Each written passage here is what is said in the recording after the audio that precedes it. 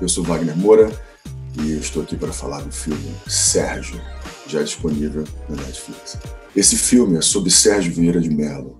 Sérgio é um carioca, foi estudar fora, ele se formou em filosofia e tentou entender que tipo de lugar ele poderia trabalhar. Sendo um filósofo, entrou para a Agência das Nações Unidas para Refugiados e passou a vida inteira na ONU. Em 2003, os americanos e a coalizão formada pelos Estados Unidos, Inglaterra e outros países invadiu o Iraque sob o pretexto de que havia ali Saddam Hussein, havia armas de destruição em massa.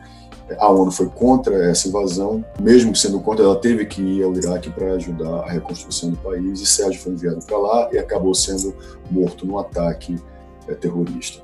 Most powerful official in UN history. Now the question is, what to do with all that power? Como ele começou na Agência das Nações Unidas que cuida de refugiados, ele era um homem que, apesar de ele ter tido uma formação intelectual muito forte, ele era também um homem que era do campo, da ação. Então ele era uma combinação extraordinária e muito rara dentro do cenário das Nações Unidas. É um cara de campo, mas ao mesmo tempo era um intelectual que conseguia entender de forma muito pragmática as questões geopolíticas do mundo.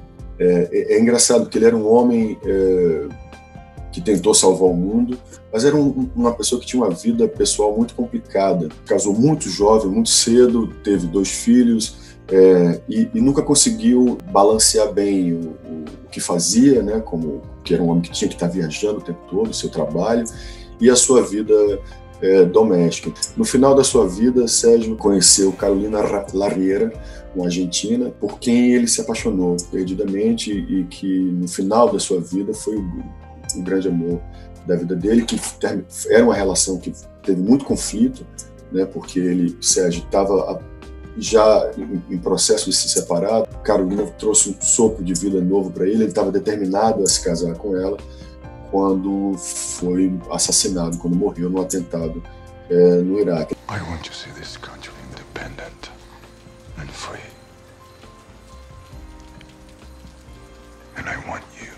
Então essa é uma história sobre um brasileiro importante no cenário internacional, mas também é uma história de amor, uma história de um homem que descobriu o amor aos 55 anos, descobriu uma grande paixão e a tragédia de ter descoberto esse amor e logo depois ter morrido.